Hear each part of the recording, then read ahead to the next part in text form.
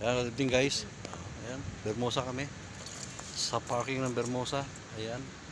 At mamimigay kami ng flyers. Kaso nga lang, nasita kami.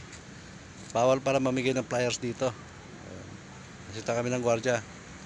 Hindi simple, tumigil na kami. Baka mamaya, damputin na kami. Kaya bawal nga daw.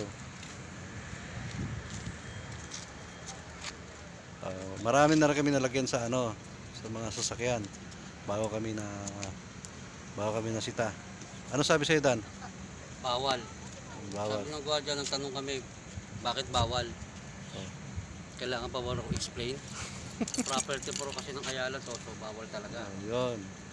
Dapat na Ayala, bawal. Pag hindi naman daw kami nahuli, hindi naman bawal. Hindi naman bawal. Nahuli kami. Nahuli na kami. Bawal. Bawal na. Ayan. Dito na kami sa parking ngayon. Ayan. Ayan guys, video na lang. Ang ganda ng parking nito, ang luwag. Hindi, nakaparking din naman kami. Nagbayad din naman kami ng parking.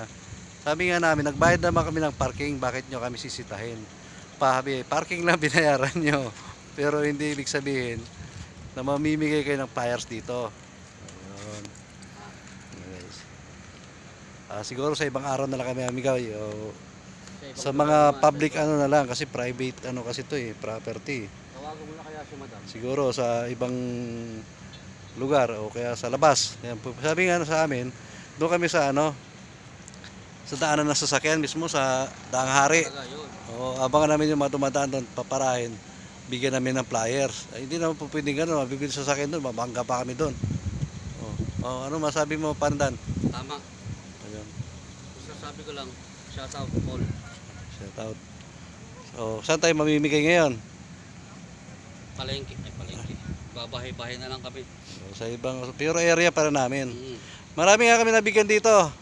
Shout out sa mga taga Sita Italia. Yung nabigyan namin, sana mag-enroll kayo sa state pen. Ayan. Nabigyan namin Sita Italia. Nagtanong sa amin, kaya binasad na lang, tatawag na lang daw sila dyan sa school. Ayun. Ayun guys, hanggang dito na muna ang aming video, mamaya naman. Hindi ko alam kung saan kami lilipat, baka mamaya pa. Okay.